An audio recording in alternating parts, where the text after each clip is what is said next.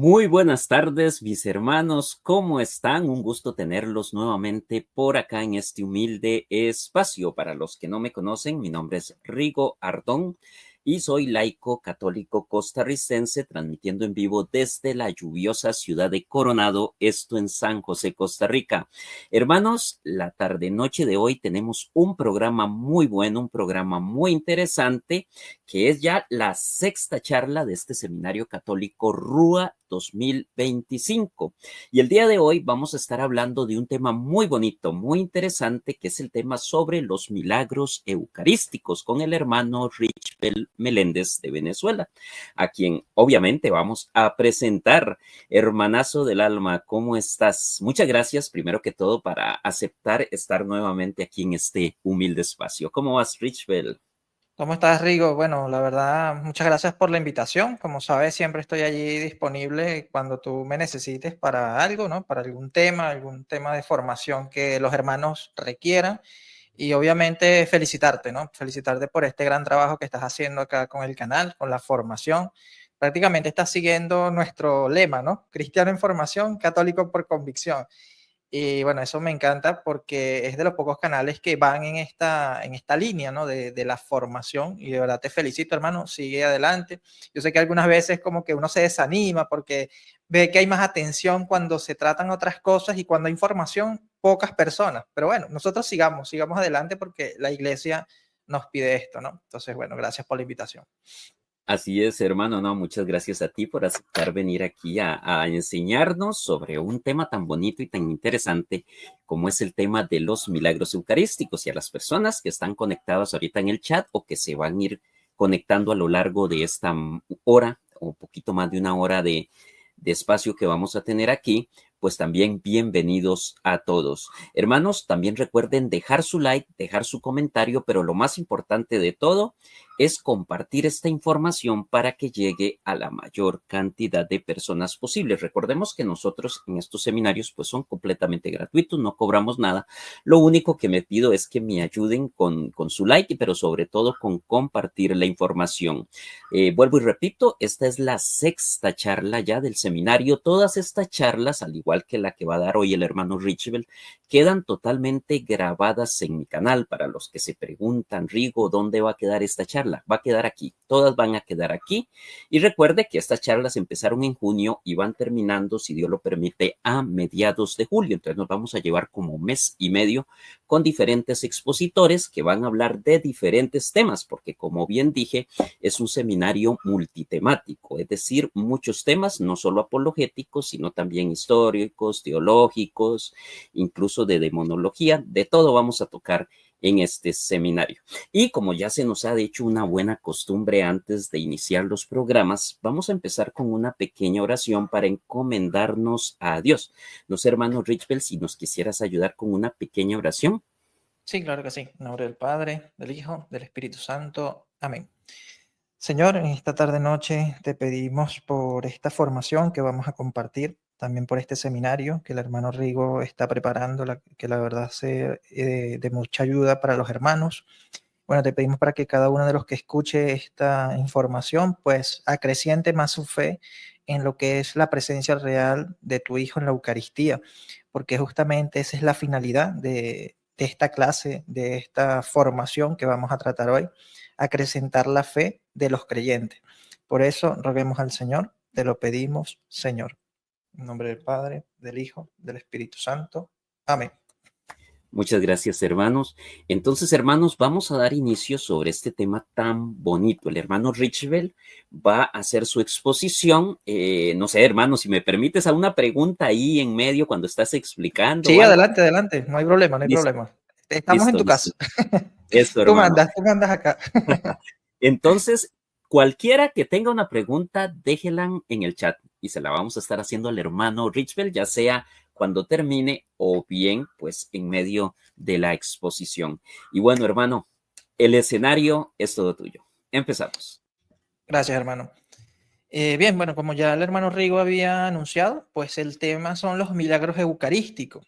Y aquí hay que ser claro, preciso y conciso, como diría mi esposa, porque este es un tema que puede ser discutible, ¿sí? No es un tema dogmático. ¿A qué me refiero? A que el católico no está obligado a creer en los milagros eucarísticos como lo vamos a presentar ahora, porque ya el mismo hecho de creer en la Eucaristía es un milagro eucarístico. Ya la consagración es un milagro eucarístico, ¿no? Pero aquí vamos a hacer énfasis más en el milagro eucarístico, que es cuando la hostia se transforma en carne o el cáliz se convierte en sangre, ¿no? Ya los accidentes cambian, ¿no? Aquí ya hay un cambio, ya no es solamente la transustanciación, sino que hay un cambio también en cuanto a los accidentes, y para eso hay que conocer un poco de lo que son los términos, ¿no? Y claro, esto creo que ya lo ha hablado el hermano Rigo, ya ha debatido este tema también. Yo sé que muchos de ustedes están al tanto de esto, ¿no? Pero cuando hablamos de la Eucaristía, obviamente hablamos de el cuerpo y sangre de Cristo, ¿sí? Cuerpo, sangre, alma y divinidad de Cristo, que está presente en el pan y el vino consagrado, ¿sí? Me gusta mucho como lo exponía San Justino Mártir, ¿no? Él dice que el pan, después de las palabras de consagración, deja de ser pan. O sea, yo les pregunto siempre a los protestantes, ¿cómo entienden estas palabras? O sea, porque aquí claramente está hablando de un cambio, ¿sí? Está hablando de un cambio. Y no es un cambio que esto es lo que va a ser un poco confuso, hermano Rigo, porque cuando he tratado con protestantes, ellos usan los milagros eucarísticos contra la presencia real de Cristo en la Eucaristía. O sea, una cosa totalmente contradictoria. Pero tú sabes que uno tiene que ponerse en su lugar para poder entenderlos a ellos, ¿no? Claro, Porque una cosa es nuestra teología y otra cosa es la teología de ellos. claro. Entonces, claro, si lo vemos desde su lado, ellos podrían tener cierta razón en el caso de que, bueno, pero entonces no creen en la presencia real de Cristo en la Eucaristía porque tienen que ver que se convierta literalmente, ahí sí podemos usar el término literalmente, en un pedazo de carne, ¿sí? O en sangre real, que tú lo pruebes y sepa a carne humana o que sepa a sangre humana, ¿no? Claro, uno le entiende en ese sentido a ellos, pero uno tiene que explicarle lo que es la transustanciación. Por eso cuando la iglesia explica lo que es la transustanciación, es la transformación del pan y el vino en el cuerpo y sangre de Cristo. Y si somos más precisos, cuerpo, sangre, alma y divinidad. Es decir, todo Jesucristo entero. No es solamente el alma de Cristo solamente, no. Solamente el cuerpo de Cristo, no. Cuerpo, sangre, alma y divinidad. Y aquí entramos en la parte cristológica, Rigo, que es muy interesante también, porque a veces se habla de cristología y no se entiende del todo la cristología. Por eso es importante conocer la cristología también para entender lo que es la presencia real de Cristo en la Eucaristía. Porque nosotros creemos que todo Cristo está presente allí, en sus dos naturalezas. Fíjate, no es solamente en su naturaleza divina, sino en su naturaleza humana y divina. Por eso decimos que es cuerpo, sangre, alma y divinidad. Esos cuatro términos engloban lo que significa presencia real de Cristo en la Eucaristía. Y como bien sabe, y como bien saben los hermanos, nos basamos prácticamente en estas palabras que leemos en el Evangelio de Mateo 26, 26 y 28. Este es mi cuerpo y esta es mi sangre. O sea, Jesucristo fue muy claro. ¿Sí? Él no dijo, esto representa, esto simboliza, no. Dice, este es mi cuerpo, esta es mi sangre. Y si lo vamos al griego, muchas veces las personas dicen que el artículo es no está presente, sino que se lee este mi cuerpo, esta mi sangre. Y tú te vas a sorprender, Rigo, de quién aprendí yo eso, porque ahora muchos como que están, oye, ¿por qué esta persona dejó de creer en la presencia real de Cristo en la Eucaristía si tanto que la defendía? Y era Fernando Casanova. O sea, yo Wow. aprendí esto de Fernando Casanova, ¿no? Y ahora, claro, me da tristeza porque él rechaza prácticamente la transustanciación, ¿no? Porque ahora su teología es luterana. Entonces, wow, yo me pongo a ver, o sea, uno tiene que tener fe y razón, como decía el Papa Juan Pablo II, ¿no? Entonces, este es mi cuerpo, este es mi sangre. Esas son las palabras básicas para entender lo que es la Eucaristía, ¿sí? La acción de gracia. Porque de hecho la Eucaristía significa es acción de gracia. En otras palabras, es la consagración. Las palabras que usó Jesucristo y que usan los sacerdotes. Y de esta consagración surge también el término transubstanciación, que este es el que a muchos se les complica, ¿no? Pero vamos a dejar acá que nos lo explique el catecismo de la Iglesia Católica, ¿sí? En el numeral 1324 leemos lo siguiente: la Eucaristía es fuente y culmen de toda la vida cristiana. O sea, es la fuente, es decir, donde se origina y donde termina la vida cristiana. Por eso, la Eucaristía o comulgar es un estilo de vida, ¿sí? Por eso dice que es fuente y culmen de toda la vida cristiana. Por eso no se puede reconocer a un cristiano que no reconozca la Eucaristía, ¿sí? Porque como decimos en la misa, y el hermano Rigo bien sabe, y los hermanos también, es el sacramento de nuestra fe. O sea, se resume allí lo que nosotros como católicos creemos. Y a mí siempre me ha parecido curioso que nos critican, nos atacan de idólatras, pero por lo que no adoramos o no idolatramos, Sí, ¿no? es cierto. Que serían las imágenes, ¿no? Aunque claro, está la discusión del término adorar, pero bueno, ustedes saben a qué me refiero. No Sí, hay que... claro. Allí ya el hermano Rigo lo ha explicado muchas veces y se ha explicado y ya para los católicos está claro, para los protestantes lamentablemente siguen allí discutiendo sobre eso, ¿no? Pero en este caso, cuando hablamos de adorar, nuestra adoración exclusivamente, ¿sí? De la tría es hacia la Eucaristía, ¿sí? Claro. Y muy poco, te soy sincero, muy poco el protestante que me ha acusado de idólatra por adorar la Eucaristía. Pero la Cierto. mayoría me ha acusado de idólatra por adorar imágenes, entre comillas. Eh, Es cierto, hermano. Vieras que a mí, hablando ese tema con mi maestro, mi amigo, mi padre George Ardon, él nos decía eso, justamente lo que estás diciendo. Los protestantes nos acusan a los católicos de idólatras por supuestamente adorar imágenes, adorar a la Virgen, a los ángeles, a los santos, todo mundo. Pero nunca nos han acusado, o casi nunca nos acusan de idólatras por adorar a un pedazo de pan, que obviamente es el cuerpo y la sangre de Cristo, ¿no? Y qué Exactamente. cosas, ¿no? Y hermano, dime una cosa, ¿a qué crees que se deba eso? Ignorancia. Ignorancia de la teología católica. Y aquí hay que Claro, ser sinceros también, y es porque católicos tampoco saben explicar muy bien su fe. Sí, exactamente, aquí hay cierto. parte de culpa de nosotros, y es como lo hemos hablado muchas veces, Rigo, y por eso nosotros nos dedicamos a esto, a la formación, porque la mayoría de personas que conforman las filas protestantes, evangélicas, las sectas, ¿qué son? Excatólicos que no conocían su fe, no Cierto, entendían su fe, o llegaron en un momento a preguntarle a un sacerdote, y esto es bueno aclararlo, ¿no? Porque nosotros a veces pensamos que los sacerdotes, porque estudiaron 9 años, 10 años, ya saben todas las respuestas. No, por eso hay especialistas en diversos temas. Puede ser que le hayan preguntado al sacerdote de su parroquia, que digamos es una persona que está más enfocada en la parte pastoral y no se dedicó a profundizar en ciertos temas, y el sacerdote no va a saber la respuesta. Y es lógico, o sea, no podemos esperar que el sacerdote tenga todas las respuestas. claro. Y esa persona allí se decepciona y deja de asistir a la iglesia. Pero llega un católico, un apologeta, y le explica esto y no lo va a entender, no lo va a querer entender. ¿Por qué? Porque se quedó con la imagen de que el sacerdote es el que tiene que explicarlo. No, o sea, en la iglesia estamos, tanto la jerarquía como los laicos, ¿sí? Y a mí me gusta mucho hablar de este ministerio, que no sé si tú lo conociste en algún momento, Rigo, que es A ver, Vacuna de Fe. ¿Conociste este vacuna de... ministerio? no, se me hace conocido, pero la verdad no, no, no, no, Este me es un suena, me suena. ministerio, bueno, era lamentablemente un ministerio de apologética que nació en México, pero también tuvo presencia aquí en Venezuela, y fue Ujú. de una serie de hermanos laicos que se encontraron en foros de debate por internet y decidieron dar su aporte, ¿no?, a la apologética, y ellos quisieron llamarlo vacuna de fe porque vacunaban a las personas de las herejías, de las sectas, ¿no?, que Ya, era prácticamente un virus, ¿no? Entonces el ya, término surgió de allí, vacuna de fe. Yo no formé parte del todo de este ministerio, pero sí colaboré con ellos, porque ellos tenían una revista que se llamaba Vox Veritas, una revista de apologética, y creo que colaboré en 2 ediciones de esas publicaciones. Y bueno, obviamente tenía mucha relación allí con ellos. Y este ministerio surge porque ven la necesidad que hay de que los laicos también apoyen en la apologética. O sea, que claro. no es un trabajo netamente del sacerdote, del obispo, que en primer lugar sí, porque ellos son los maestros, ¿no? Son los obispos, son los pastores, pero ellos también están enfocados en la pastoral, ¿sí? O sea, Claro. visitar a los enfermos, visitar a Bueno, las personas que lo necesiten.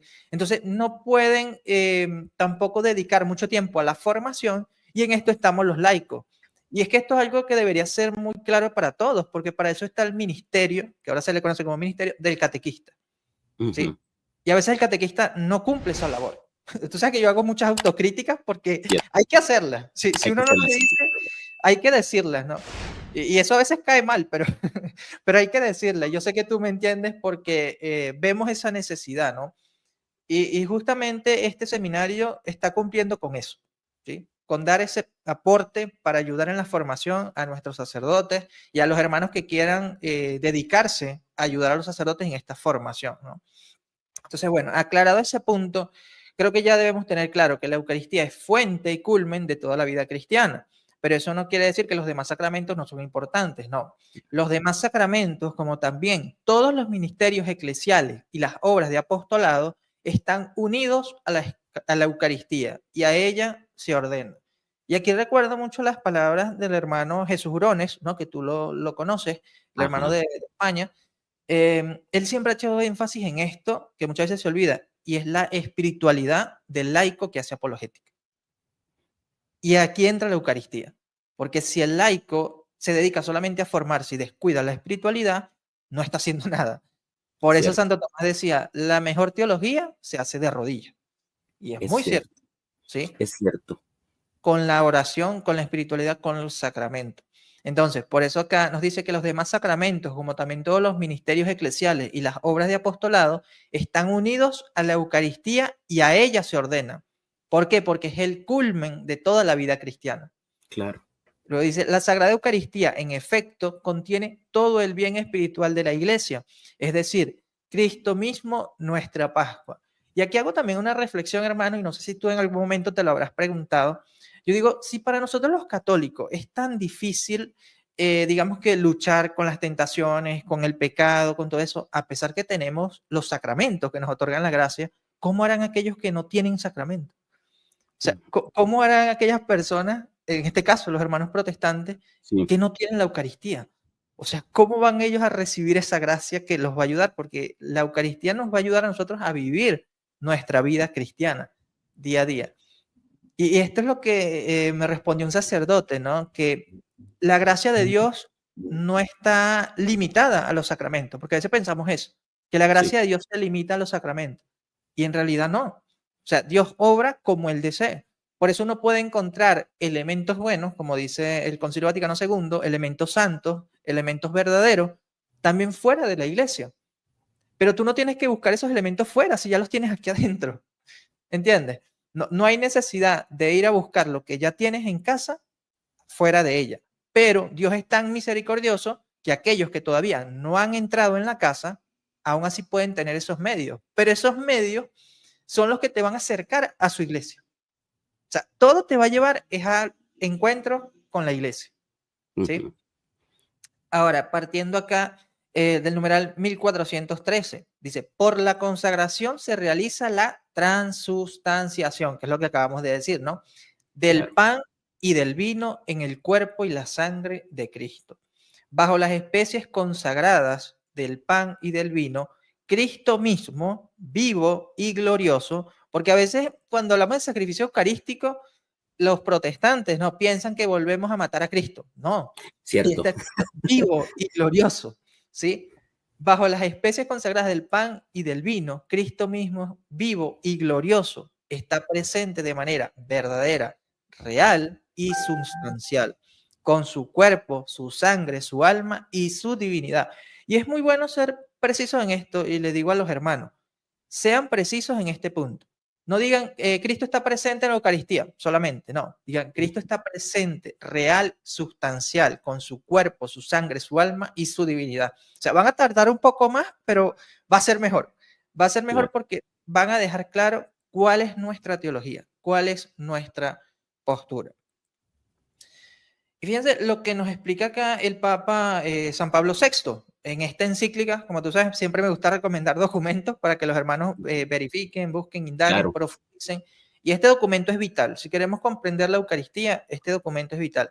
Se llama Mysterium Fidei del Papa Pablo VI, que trata sobre la doctrina y culto de la Sagrada Eucaristía. Y obviamente, al hablar de los milagros eucarísticos, tenemos que hablar de este documento porque él va a explicar algo muy interesante. Dice, más para que nadie entienda erróneamente este modo de presencia, ¿tú sabes por qué dice esto? Porque habían unos obispos, si no me equivoco, en Holanda, que hablaban de la transignificación, ¿sí? que en vez de usar el término transustanciación, ellos decían, no, es transignificación, porque el cuerpo y la sangre de Cristo está significado allí, no es realmente el cuerpo de Cristo, o sea, porque se dejaron llevar también por ciertas ideas del protestantismo, y como tú bien sabes, el Papa San Pío X dijo que el protestantismo es prácticamente todas las herejías juntas, ¿no? Y el modernismo igualmente. Entonces, estos obispos se dejaron llevar por esas ideas y empezaron a no negar del todo la transustanciación, pero sí confundir a sus fieles por usar un término impreciso. Entonces, el Papa Pablo VI tuvo que atender a esto. Por eso es que debemos comprender la función del papado. La función del papado es aclarar y confirmar en la fe a nosotros, a los laicos, a los fieles, a los cristianos en general. Entonces, cuando se estaba dando este problema, el Papa tuvo que decir esto, más para que nadie entienda erróneamente este modo de presencia que supera las leyes de la naturaleza y constituye en su género, y aquí es el punto importante, el mayor de los milagros. O sea, ya la Eucaristía, la transustanciación, es un milagro. ¿Sí? Y aquí voy a hacer otra autocrítica. Porque tú sabes que a la misa muchos le quieren poner adornos. ¿A qué me refiero con adornos? Misa de los enfermos, misa de sanación, misa de... Y le pones tú lo que tú quieras ahí. Oye, pero es que todas las misas son de sanación.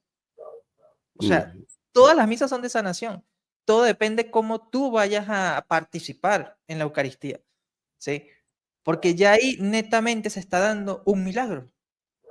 Por eso decía el santo cura de Ars que eso era el mayor milagro. O sea, el hecho de celebrar la Eucaristía es el mayor milagro. Y no es como piensan erróneamente los protestantes que, bueno, ahora el sacerdote tiene el poder para hacerlo. No, el poder no es del sacerdote, el poder es de Cristo. Claro. ¿Sí? Cristo usa al sacerdote como medio para obrar. Por eso se llama un alter Christi, es decir, otro Cristo. Y por eso se realiza ese milagro, ¿sí? Ese milagro de la transubstanciación, que es el término que la iglesia ha usado para ser un poco más preciso en lo que allí pasa. Porque la iglesia te dice lo que pasa, pero no cómo pasa. O sea, ¿qué es lo que pasa? Que se transforma el pan y el vino en el cuerpo y sangre de Cristo. ¿Cómo sucede? Es un milagro. No podemos explicarlo lógicamente, ¿no? Y hermano, una consulta. ¿A partir de cuándo se empieza a utilizar el término transustanciación en la iglesia? Muchos protestantes dirán, es que en la Biblia no dice transustanciación. Bueno, usted sabe cómo son, ¿verdad? Sí, sí, claro. Tampoco dice Trinidad, ¿no? Sí, pero sí, Ni exactamente. ni omnipresencia. Fíjate, tantos Tampoco. términos teológicos que no están en la escritura, pero obviamente el significado sí se encuentra. Y la cuestión del término transubstanciación, muchos lo llevan hasta Santo Tomás de Aquino, hasta el cuarto concilio de Letrán, pero en base a lo que yo he estudiado y basándome en un libro que les recomiendo, que es sobre la Eucaristía, no recuerdo ahorita el nombre, pero es de William Albrecht, está en inglés, lamentablemente, no está en español, pero allí yo entendí desde dónde viene el término transubstanciación de una forma más antigua, y es de Leoncio de Chipre, creo. No recuerdo ahorita, me agarraste fuera de base con ese dato, pero hay un programa que hice con Mónico, el hermano Mónico Vázquez, donde lo presento, y bueno, y también en mi canal lo he tratado. Y hay que entender esto, el desarrollo del término, Rigo, porque el término transubstanciación comienza realmente es como el cambio de la materia, ¿sí? No es solamente la sustancia, sino también el accidente. Claro. ¿Sí? Y eso es prácticamente desde el siglo VII, eso sí recuerdo, del siglo VII, pero lo que no recuerdo es si el Leoncio de Chipre o Leoncio de Bisépoli, algo así era. Lo cierto es que él es el primero en usar el término, pero no lo usa en su sentido pleno como va a ser definido por la iglesia más tarde, ¿no? A pesar del desarrollo. Es igual como el término mártir, ¿sí? Claro. El término mártir en la escritura se refiere a los testigos. Sin embargo, la iglesia posteriormente adoptó el término mártir para aquellos cristianos que morían confesando su fe en Cristo, ¿sí? Entonces, hay un desarrollo, hay una evolución en los términos y hay que entender que eso forma parte del lenguaje. ¿Sí? Hay muchas palabras que han tenido un desarrollo, una evolución, y eso ha pasado también con los términos teológicos. Con el término transubstanciación sucede esto. ¿Por qué te digo que sucede esto? Porque Leoncio, vamos a llamarlo Leoncio, no recuerdo el apellido o el sitio, pero es del siglo VII, él usó el término transustanciación para hablar del milagro de las bodas de Caná. ¿Sí? ¿Por qué? Porque lo que se da allí en las bodas de Caná es un cambio de sustancia, ¿verdad? El agua se convierte en vino. Pero aquí la cuestión es que no es solamente la sustancia, porque también se convirtieron los accidentes. Por eso es que Ujú. cuando las personas tomaron el agua, no sabía agua, sabía vino, porque Ah, cambió todo. Cambió el accidente y cambió la sustancia. Entonces, este término poco a poco se fue adoptando hasta que creo que fue, oye, que me agarra fuera de base con los términos, pero fue un papa, fue un futuro papa el primero que lo usó en el sentido formal y fue prácticamente para refutar la herejía del cafarnaísmo. La herejía del cafarnaísmo es exagerar en cuanto a la realidad del cuerpo y la sangre de Cristo, que claro. vendría siendo lo que entendieron los fariseos en Juan 6, ¿sí? Cuando ellos entendieron que literalmente tenían que comerse a Cristo, no sustancialmente. Desde ahí Ujú. surge esa herejía del cafarnaísmo. Entonces, un papa, pero no recuerdo, en ese momento no era papa, creo que era simplemente un obispo, pero él fue de los primeros que usó el término transustanciación en el sentido que va a ser definido próximamente tanto por Santo Tomás de Aquino como por el Concilio de Letrán y posteriormente por Trento. ¿Sí? No sé si aclaré allí la pregunta. Sí, sí, sí, Aquí está bien, aceleré hermano. de memoria. Y con eso que dices, a mí me resultó, bueno, lo dijiste al inicio de esta charla, porque los protestantes dicen, mire, es que yo no creo en la Eucaristía católica porque no hay cambio, ¿verdad?, de sustancia ni de nada. Pero cuando suceden los milagros eucarísticos, que ahí sí hay cambio, tampoco lo creen. Eso se lo decía yo a un amigo protestante aquí en Costa Rica. Sí, Le sí. meten mil excusas para no creerlo tampoco. Entonces, como que con ellos no hay forma, aunque las cosas pasen y sean completamente verdaderas y se pruebe científicamente todo, ellos no lo van a creer. Entonces, a veces yo digo, de verdad que con ciertos protestantes, pues no hay forma, ¿verdad? Haya o no haya cambio de accidentes o de sustancia, como ellos dicen, cuesta mucho que lo creen. Y ya es tan grande el prejuicio anticatólico que tienen o que le han metido en sus iglesias que se hace casi imposible, ¿no? Están como blindados. Sí. Sí, exactamente. Y es que yo lo veo a la luz de la escritura. No me voy a poner muy protestante, ¿no? En el sentido que, bueno, nosotros, si nos basamos en la escritura, somos solo escritura. No. Sí, Así piensan ellos, ¿no? Pero bueno. sí, sí, sí. Eh, a la luz de la escritura, nosotros vemos ya esta forma de reaccionar. Porque fíjate, los judíos, a pesar que veían los milagros de Jesús, no lo creyeron. Sí, exactamente. ¿Entiendes? ¿Y qué hacían ellos? Lo atribuían todo a Belcebú. Cuando Exactamente. eucarístico, ¿qué van a decir los protestantes? No, eso es el demonio porque el demonio Sí, también hace milagros y sí, usan es cierto. ese texto. O sea, me parece irónico porque usan justamente ese texto de que a Jesús lo acusaban de hacer milagros por el poder de Belcebú. Yo, no te estás dando cuenta que tú mismo estás actuando como esos fariseos que acusaban a Cristo. Lo que pasa es que Sí, ahora acusan es a la iglesia de Cristo. Una vez yo es, dejé pensando a un protestante de esa manera, porque lo mismo que tú estás haciendo es lo que hacían los fariseos que negaban a Cristo. Pero aquellos negaban a Cristo y tú niegas a la iglesia de Cristo. Y él se quedó como que, bueno, sí, tiene como sí, que sentido. sí, Claro, sí. no lo reconoció, obviamente, pero sí se le vio en la cara como que quedó con esa duda, ¿no? Hermano, pero tú no crees que en este aspecto, hablando de los milagros eucarísticos y de muchas cosas, pero ya que estamos hablando de los milagros eucarísticos, los protestantes como que todo lo quieren racionalizar y a veces los milagros se les hace, por lo menos del lado católico, del lado de ellos sí lo creen, pero del lado católico se les hace imposible creerlos.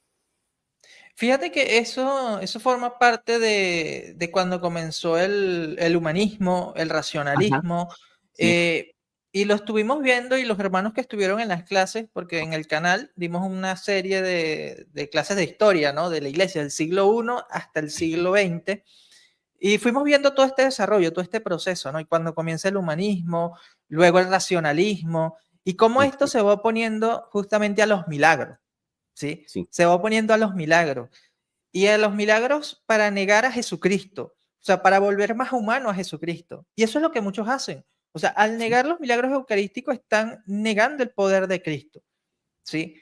Porque en realidad todo esto pasa es por Cristo, no por el hombre. O sea, Claro. esto es lo que tienen que entender los hermanos.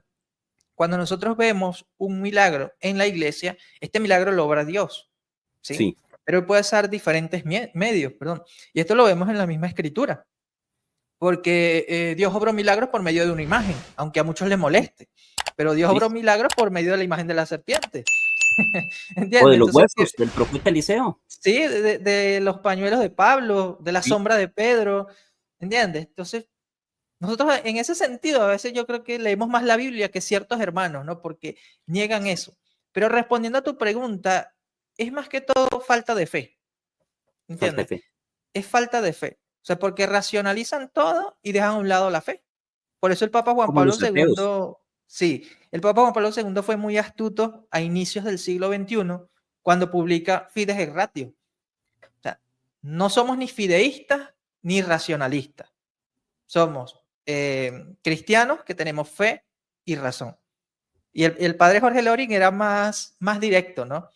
O sea, yo creo Así porque es. no soy idiota, decía, decía el padre Jorge Loring. Sí, ¿Sí? sí, sí. Él era más directo, o sea, lo que yo creo es porque lo puedo razonar, porque y obviamente ya cuando hay cuestiones que se escapan a la razón, ¿sí? Ahí tiene que entrar también la fe. O sea, es Sí, como muchos ateos tienen fe en que se va a demostrar todo. O sea, todos los milagros en algún momento se van a demostrar científicamente. O sea, bueno, tienen más fe hasta que muchos creyentes, porque realmente si creen que en algún momento se van a demostrar todos los milagros, bueno, sigan creyendo eso, ¿sí? Pero los claro. milagros son justamente eso, o sea, que no se pueden explicar por medio de la razón, o sea, hay un elemento más allá. Y a Esto, eso nos lleva a hermano, esto. Sí, sí, adelante. vea que qué bonito respecto a lo que estás diciendo, el comentario de Edith Ramos. Dice, lo que para los hombres es imposible, para Dios nada es imposible. Ujú. Convertir el pan en el cuerpo de Cristo y el vino en su sangre. Y mira qué curioso también con respecto a lo que acabas de decir, porque los protestantes no creen, por ejemplo, que Dios pueda obrar un milagro eucarístico. Para ellos eso es prácticamente imposible, ¿no? Pero sí creen que un pastor de ellos puede obrar milagros como alargar pies, ¿no? Y entre otros. Sí, sí, sí. Por eso digo, es fe, depende en qué tienen fe ellos. Nosotros tenemos fe en la Eucaristía, por eso Ajá. lo creemos. Ellos tienen fe en sus pastores y creen eso, aunque a veces se demuestre que son falsos, ¿no? Sí, Porque este es otro punto, Rigo. No hay que llamar milagro a todo, sí. ¿entiendes? Yo sí soy en ese sentido como que escéptico. ¿A qué me Ujú, refiero? Que si la iglesia no se pronuncia, yo no voy a estar diciendo, mira, se apareció la Virgen en tal lado. No. Y es más, y ujú, la iglesia se va a pronunciar con prudencia. claro. Sí, y eso lo vamos a tratar ahorita también más adelante, ¿no? Pero aquí continuando, leyendo lo que dice el Papa Pablo VI, cuando aclara, ¿no?, que el mayor de los milagros es justamente la Eucaristía, la transustanciación, dice, es necesario escuchar con docilidad la voz de la iglesia, que enseña y ora. Esta voz que en efecto constituye un eco perenne de la voz de Cristo. Nos asegura que Cristo no se hace presente en este sacramento sino por la conversión de toda la sustancia del pan en su cuerpo y de toda la sustancia del vino en su sangre. Conversión admirable y singular, que la Iglesia Católica justamente y con propiedad llama transustanciación. Y aquí voy a dar un bonus extra. No solamente la Iglesia Católica ha usado el término transustanciación, también lo han usado los ortodoxos en el Concilio de Eso te iba a Jerusalén de preguntar. 1672, ¿sí? Para que lo tengan allí presente. Y hermano, con respecto a eso, Ujú. los ortodoxos también creen en la Eucaristía y en la transustanciación como exactamente igual como lo creemos los católicos o tienen algunas diferencias. Obviamente a ellos no les gusta mucho ahorita usar el término transustanciación porque lo consideran un término muy latino, ¿no? Sí. Y esto va más con los que son antilatinos, ¿sí? Porque Ujú, si vamos un poco a la cuestión histórica de la separación entre Oriente y Occidente, más que todo son aquellos que todavía viven resentidos, sí. y digo así, no, viven resentidos por el saqueo a Constantinopla, Mm, ¿sí? Entonces son esos los que están como que más renuentes a usar términos latinos. De hecho, el Concilio de Jerusalén de 1672, que se considera que es un concilio ortodoxo porque recibió aprobación por varios patriarcados, eh, algunos que lo rechazan dicen es porque se dejó influenciar por la Iglesia Latina, es decir, por la Iglesia Católica. Claro. Pero en realidad este fue un concilio en rechazo a las doctrinas reformadas de Calvino, a las Mm, doctrinas del protestantismo, ¿no? Es muy interesante cuando se puede estudiar ese concilio, se lo recomiendo, el Concilio de Jerusalén de 1672, los ortodoxos. ok. Bien, ahora sí, ya que aclaramos lo que es la Eucaristía, lo que es la presencia real de Cristo, lo que es la transustanciación, vamos ahora al tema, ¿verdad? Los milagros eucarísticos. Podemos definir los milagros eucarísticos como eventos sobrenaturales, ¿sí? En los que las especies eucarísticas, es decir, el pan y el vino consagrado, se manifiestan, y ojo con esta palabra, se manifiestan de manera visible y tangible como carne y sangre, o presentan otros fenómenos inexplicables científicamente con el propósito de reafirmar la fe en la presencia real de Cristo. Es decir, la primera vez que yo estudié los milagros eucarísticos, yo me di cuenta de algo, Rigo, y no sé si ustedes también lo habrán notado, pero es que los milagros eucarísticos no son para nosotros. Es decir, no son para el creyente, es para los no creyentes. Por eso para el católico, voy a decirlo así, puede sonar un poco fuerte y despectivo, pero para nosotros es irrelevante un milagro eucarístico. Es decir, para nosotros, los que ya creemos en la Eucaristía. Y Claro. cuando hablo de milagro eucarístico me refiero a este, ¿no? Cuando no es solamente la transustanciación, sino que es la conversión tanto del accidente como de la sustancia. Exactamente. Eh, porque cuando vamos a las historias de por qué se dan estos milagros, es por dudas que tenían esas personas. Duda porque tuvo un monje, duda porque tuvo un sacerdote. Cuando hablo de los que se transforman, porque como bien ves acá, no es solamente que el cuerpo, perdón, que el pan y el vino se transforman en cuerpo literalmente y en sangre literalmente. No, sino que también se presentan otros fenómenos inexplicables. Es decir, como la Claro. conservación de esas hostias, ¿sí? Como que esas hostias se conserven durante mucho tiempo cuando sabemos que esas hostias no pueden durar tanto. O por lo menos que se metan en agua y no se disuelvan. ¿Entiendes? Ok. Estos son fenómenos inexplicables. Y esto también entra en cuanto a lo que son milagros eucarísticos, o sea, para que se tenga presente eso. Por eso aquí vamos a ver varios ejemplos, ¿no? de estos milagros eucarísticos. Y hermano, una pregunta Sí, antes adelante. de continuar. Eh, si tú fueras sacerdote, o no importa, siendo laico y Ujú. estando en el momento de la consagración ahí en primera fila y ves que está ocurriendo un milagro eucarístico, ¿tú qué harías o qué pensarías? En la misma pregunta se los hago a los miembros del chat para que lo dejen ahí en el chat. ¿Qué sentirían? ¿Qué harían ustedes si en una misa ocurre un milagro eucarístico y ustedes lo pueden ver así con sus propios ojos? Y es que yo pregunto esto, hermano, porque me gustó mucho lo que dijiste, es que es cierto, incluso para nosotros los católicos, ¿verdad? Que los milagros eucarísticos son para las personas que no creen, pero muchos católicos, tal vez por falta de fe o por falta de formación, eh, cuando vemos esto es como si fuera, no sé, como que si fuera por falta de fe, que no lo creíamos antes y ahora pues no hay más que decir, ¿no? Pero me gustaría saber qué tu opinión sobre eso. Mira que es interesante tu pregunta porque me recuerdas el día que yo hice mi primera comunión. Y no sé si esto Opa, lo he comentado antes en mi canal, pero claro, muchos dirán, ah, pero eso fue una coincidencia, pero eso fue, les voy a explicar qué pasó. El día que yo iba a hacer mi primera comunión, eh, obviamente yo estaba muy emocionado, yo estaba, o sea, conmovido porque mi creencia en la presencia real de Cristo ya venía desde pequeño, porque como, bueno, algunos saben, yo me formé en el grupo de infancia misionera, y ese es un grupo que desde pequeño nos siembra el amor a Dios, a la Escritura, o sea, a la Virgen María, a la Iglesia, y obviamente nos van como que preparando para cuando nos toque el catecismo de primera comunión. Entonces ya yo tenía como que esa fe en la presencia real de Cristo mucho antes de yo empezar la catequesis de primera comunión. Cuando llega ese día, yo estoy, o sea, sentado en el banco junto a mi mamá, y no me lo van a creer, ¿no? Pero ese día cuando el padre hace la consagración, una paloma blanca bajó y se posó justo encima del padre cuando el padre estaba con la hostia, así. Wow. Bueno, O sea, yo quedé coincidencia. como que, wow.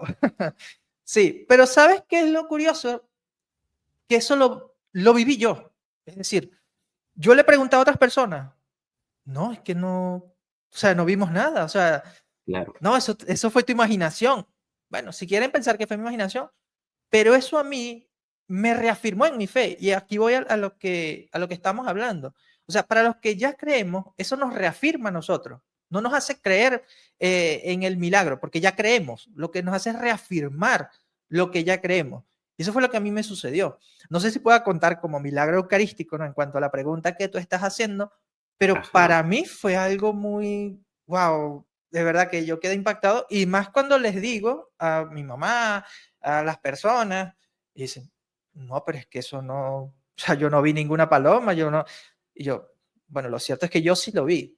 O sea, y yo he tenido experiencias así, no solamente eh, en cuestiones de Dios, sino también en otras cuestiones, que eso es un punto también que yo he discutido con un hermano que es de monólogo, que es con el hermano Víctor Gamboa, que tú Sí, lo conoce, claro. él sabe, ¿no? De mis experiencias que yo he tenido, no solamente sobrenaturales, sino preternaturales, porque a veces las personas confunden los términos, ¿no? Lo Claro. preternatural es lo que no viene de Dios, lo sobrenatural es lo que viene de Dios, o así me lo explicaron una vez, ¿no? Si estoy confundido allí, bueno, me lo corrige ahí el hermano Víctor si nos ve.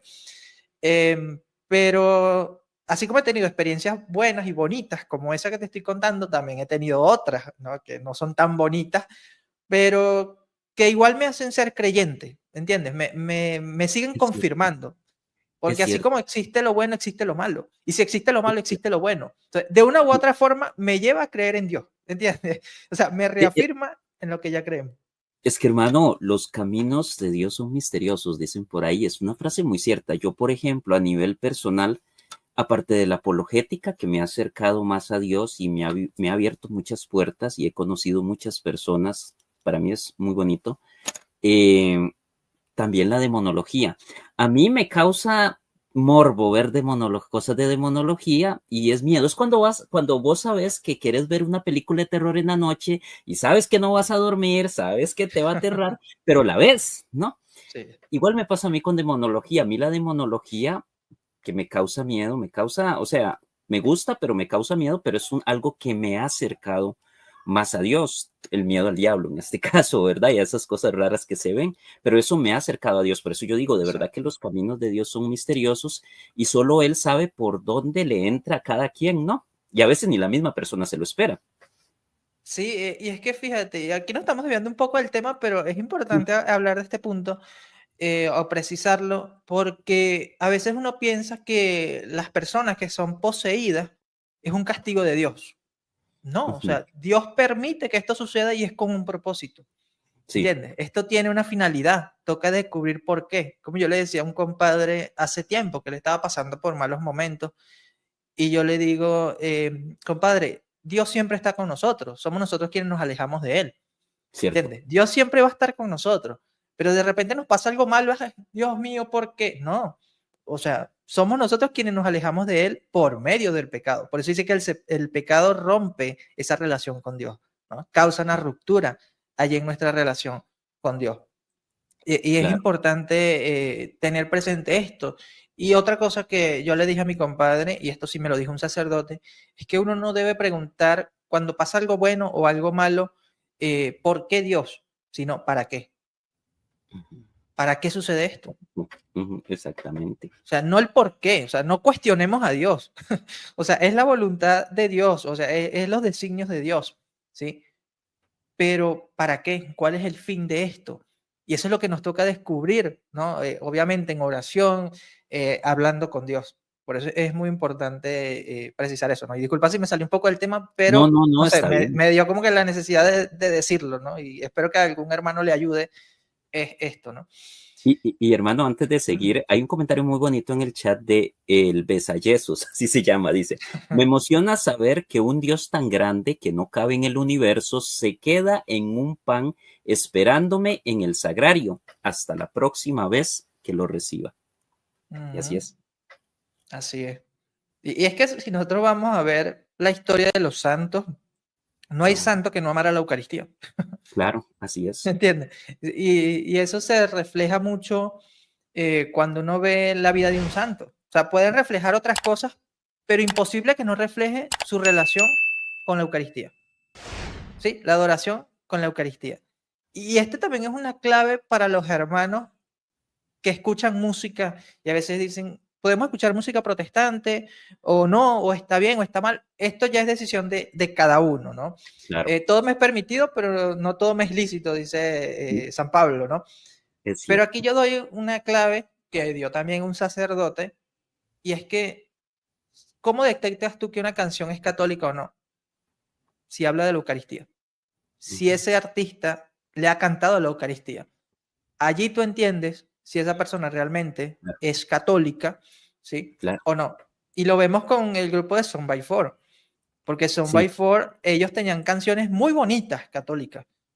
Y de ajá. repente un sacerdote dice, ajá, pero no han cantado al amor de los amores.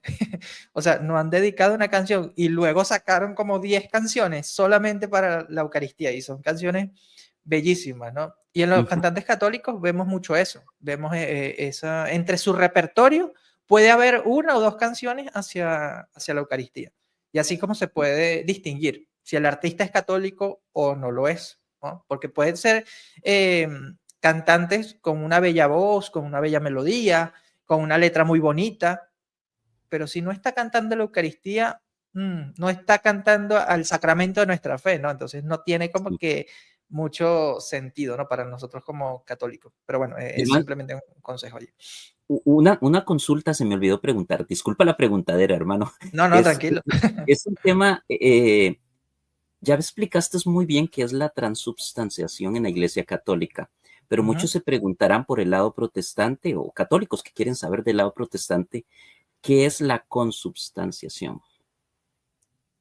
La consubstanciación es que tanto el cuerpo de Cristo, es decir, tanto la sustancia de Cristo como la sustancia del pan permanecen juntos.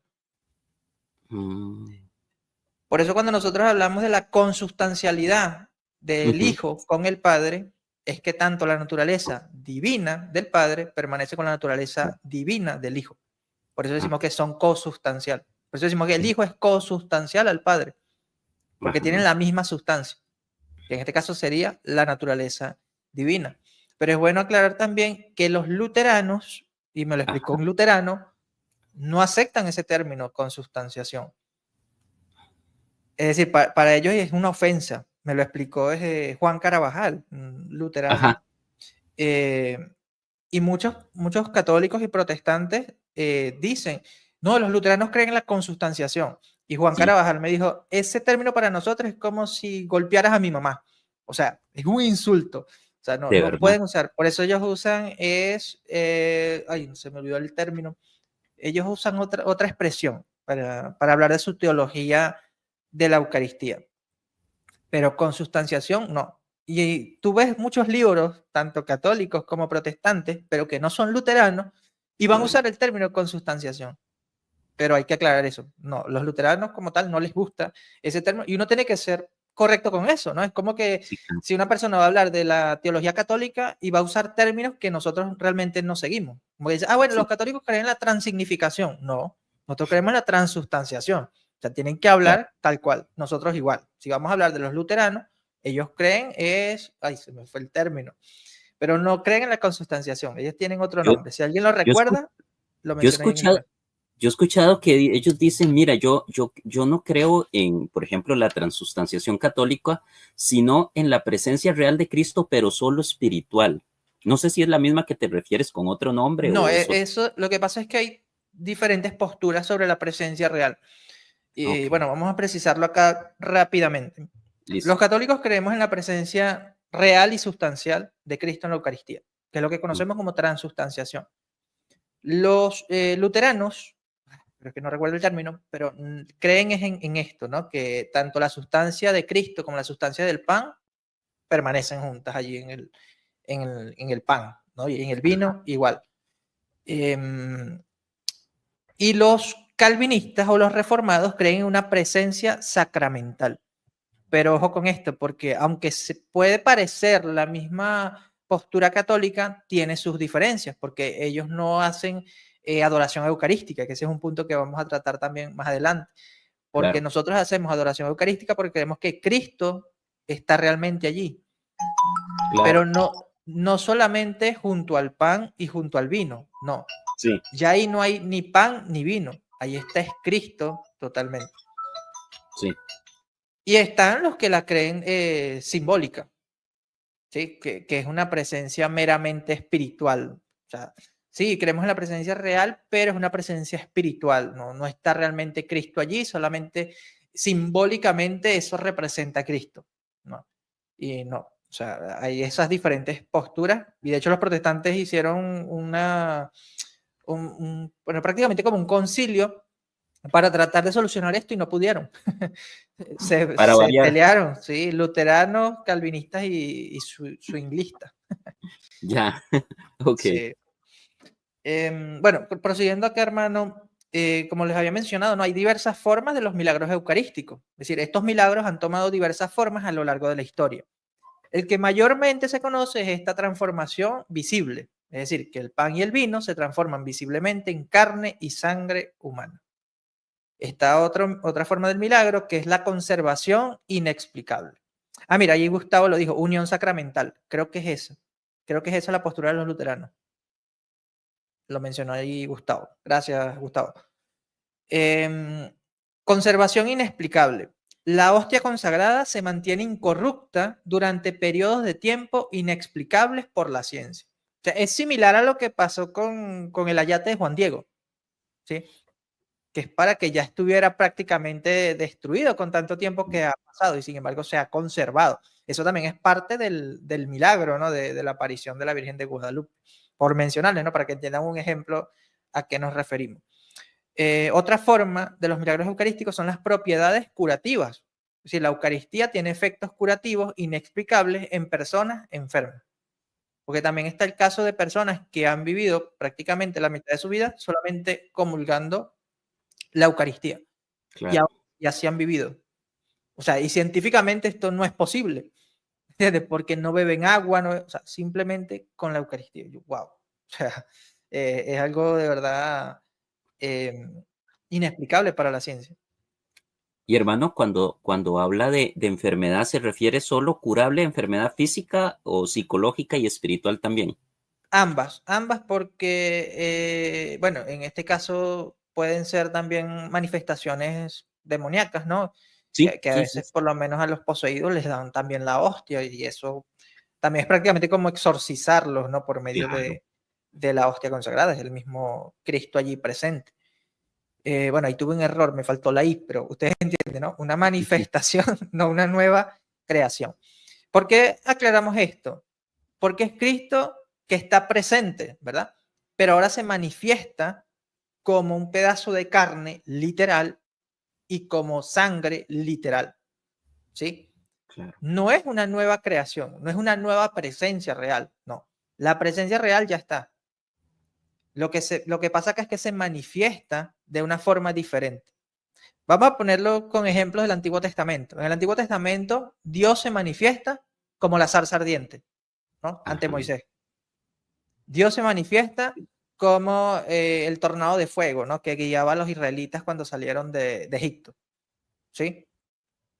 Dios se manifiesta, por ejemplo, en forma de paloma cuando el bautismo de Jesús, ¿sí? Claro. Esos son ejemplos de manifestaciones, ¿sí? Pero no es un nuevo Dios, o sea, es el mismo Dios, por eso se aclara. Es una manifestación, no una nueva creación. Una manifestación de Cristo, pero ahora es literalmente un pedazo de carne y literalmente sangre, ¿sí? Por eso ahí sí le decimos a los protestantes, si quieren probar sangre, literalmente, bueno, tienen que comulgar un milagro eucarístico de esta forma, ¿no? Porque ahí sí Ujú, van a saber saborear sangre, ahí sí van a saborear carne. sí, Y hay algo más interesante que lo vamos a ver ahora, ¿no? Pero vamos a tratar acá casos emblemáticos. Obviamente, hay cantidad de testimonios de milagros eucarísticos que ha estudiado la iglesia, que ha tratado la iglesia, que se ha pronunciado la iglesia, pero por cuestiones de tiempo no vamos a tratarlos todos, ¿no? Vamos a tratar como que los más emblemáticos. Y entre esos está el milagro del anciano de Italia, del año 750, que es el milagro eucarístico más estudiado, más documentado, más analizado. Ha sido estudiado por creyentes y por no creyentes. Y muchos de esos no creyentes se han terminado convirtiendo. O sea, porque realmente es tan sorprendente para ellos cómo se conservó, cómo se mantiene, ¿no? Y ya vamos a hablar de qué es el milagro del anciano. Está otro milagro que es el de los sagrados corporales de Bolsena, Orvieto, Italia, en el año 1263. Está el de las hostias incorruptas de Siena, en Italia, del año 1730. Fíjate que son varios periodos de distancia. 750, 1263, 1730.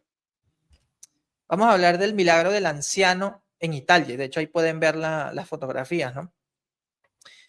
Prácticamente fue un monje que dudó, fíjate que es lo que hablábamos hace rato, dudó de que si estaba consagrando realmente y lo que allí pasaba era que el cuerpo de Cristo iba a estar allí presente, y en ese momento ve la hostia transformarse en carne y el vino en sangre. O sea, ¿qué es lo que tú preguntabas? ¿Qué le pasaría? Muchos decían en los comentarios, me desmayo, no sé qué hacer.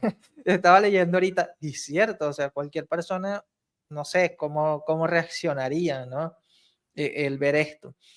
Está también el análisis científico que se hizo en 1970, 1971, cuando ya obviamente ya la ciencia había avanzado bastante, ¿no? En el siglo pasado. Y lo interesante fue esto, que confirmó que era un tejido muscular cardíaco humano, es decir, miocardio, y sangre humana tipo AB, que se mantuvo incorrupto por siglos. O sea, lo cual, o sea, con un cuerpo humano normal no sucede. O sea, esto ya tiene parte del milagro, ¿sí? Porque se conserva. Es como cuando hablamos de los cuerpos incorruptos. Ya eso es un milagro en sí. Un cuerpo incorrupto, un cuerpo que se mantenga durante tanto tiempo. ¿Y cuál es el significado de este milagro? Una poderosa confirmación de la presencia real. ¿Para los cristianos que estaban en ese momento? No, para este monje. Esto fue para el monje. El monje tenía que creer en lo que estaba haciendo. O sea, Dios quiso manifestarse de esta manera. ¿Sí? Ah, ¿tú no crees que aquí voy a estar yo presente? Bueno, vamos a manifestarnos de esta manera para que creas, ¿no? Y obviamente ese milagro ha ayudado a muchos no creyentes a creer y a los que creemos a seguir confirmando nuestra fe. Tenemos este otro milagro, el de los sagrados corporales de Bolsena, Orvieto, Italia, en el año 1263. Nuevamente, un sacerdote con dudas ve la hostia sangrar profundamente, empapando el corporal. O sea, yo me imagino que estaba consagrando y en ese momento empiezan a caer gotas de sangre en el corporal. Wow, o sea, también me pongo a pensar cómo sería ese momento, se asustaría, soltaría la hostia, ¿qué pasaría, no? Pero esto llevó, y fíjate que esta fue la finalidad de este milagro eucarístico, a que el Papa Urbano IV instituyera la solemnidad del Corpus Christi, que hasta ahora seguimos celebrando, ¿no? O sea, la solemnidad para conmemorar el cuerpo de Cristo. Y se debe justamente a este milagro, ¿no?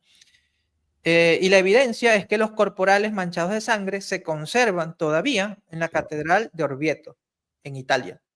¿Sí? O sea, las personas pueden visitarlo y verlo. Tenemos también este otro milagro, que es el de las hostias incorruptas de Siena, en Italia, el año 1730, donde hostias consagradas, robadas y luego encontradas incorruptas después de días. O sea, primero se robaron estas hostias, luego cuando se encontraron estaban incorruptas, es decir, no estaban destruidas. Claro. Y tú sabes que o sea, el material con el que están hechos, o sea, de nada, se deshacen, se dañan. Sí. ¿No? Y el hecho de que se conservaran, fíjate que eso ya es un milagro. Dice, han permanecido frescas e incorruptas por más de 250 años, a diferencia de hostias no consagradas. Y hermano, ¿por qué se dan, digamos, tanto en Italia? Por lo menos eso también me lo pregunté yo, sí, eso me lo pregunté yo.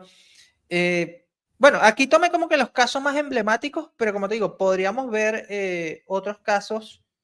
Hay un libro muy bueno en el que me basé. Vamos a ver si lo tengo por acá. Porque es un libro muy completo que se los recomiendo. Aquí está. Vamos a ver si lo puedo compartir acá en pantalla rápidamente.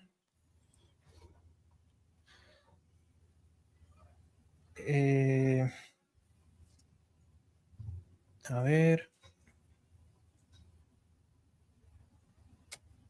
A ver. Ok, tengo que compartir pantalla. A ver, Ok, ahí está. esta, ahí Ujú. va. Pero para ver. Déjeme ver. Ah, bueno, espera, voy a quitar esta y voy a Sí, poner. tienes que quitar Ya. ese mismo. Este es el libro en el que mayormente me basé. Bueno, claro, me basé en dos más, pero este me gusta porque tiene los milagros eucarísticos, tiene fotografías, ¿no? Se llama así Los Milagros Los Eucarísticos. milagros eucarísticos, sí. ¿Y el autor? Em, a ver, el autor es, bueno, es una traducción, ¿no? De Luz Adriana Gómez, porque el original está en italiano, y Ajá. Miracoli Eucaristici nel Mondo, de Ediciones San Clemente, del Instituto San Clemente I. Ah, bueno, ok. Pero Entonces ya ahí está tenemos. disponible en internet. A ver, Ah, puedo bueno, es el buscar acá en PDF. la... Sí, está aquí, página 18. Ok, aquí están, y aquí están por zona. Fíjate esto. Me gusta mucho porque están por zona, Ujú. por los países. Aquí están, mira, los milagros por el país. Milagro Eucarístico de Alemania, en Augsburg, 1194, Benningen, 1216, Claro. Beckbrunn, 1125, Erding, 1417. O sea, por eso te digo, hay cantidad en distintas partes, pero agarré como que los más conocidos, porque estos muchos no los conocen. Sí, Este de Austria, Bélgica, y fíjate los años, o sea, en la Edad Media. Colombia, Croacia, Egipto, España, ya están, Francia, están en todos lados. Holanda, India, Isla Martinica, Isla de la Reunión, Italia, que fue lo que estamos tratando más. Y fíjate que hay más de Italia. Ajá, Perú, Polonia, Portugal, Suiza, y también están los casos de los santos, ¿no? sí, Pero está muy completo allí el libro. Si puedes colocar otra vez la diapositiva, hermano. ok. Hermano, y una consulta. ¿A Ujú. ningún papa nunca le ha pasado eso celebrando una misa? Un milagro eucarístico, no sé, que Bueno, recuerdes. que yo recuerde, no. Que Ok. recuerde como tal, no. Pero sí a un futuro papa. Bueno, no un futuro Ujú. papa en sí que él estuvo allí presente, sino que él comandó a que, bueno, ya lo vamos a ver, y ya ustedes Ah, van a ok, ver a ok. quién me refiero. Em, bueno, ajá, este, como les digo, este testimonio es asombroso signo de la sobrenaturalidad de la Eucaristía, o sea, porque se conservaron durante más de 250 años. Y fíjense lo que vemos acá. Su Santidad Juan Pablo II en Siena en 1980 en adoración ante las hostias del milagro. O sea, el Papa Juan Pablo II prácticamente dio su aprobación yendo a reconocerlas, ¿no? Estas hostias. Ajá. Si en algún momento alguien dice, ah, pero ¿qué Papa las aprobó? Bueno, tenemos esta evidencia que el mismo Papa Juan Pablo II, pues, estuvo allá, ¿no? Y este es el milagro, ¿no? El que estás preguntando, que tiene una relación con un Papa. Este es el milagro de Buenos Aires, ya se imaginarán a qué Papa me refiero, ¿no? De Ujú. Argentina, 1996. Este milagro trata de que la hostia consagrada fue hallada en el suelo y se transforma en carne y sangre al ser colocada en agua. O sea, el milagro fue este, ¿no? Que Ajá. cuando tú metes una hostia en agua, esta se disuelve. Sí, claro. En este caso no sucedió. En este caso continuó, ¿sí?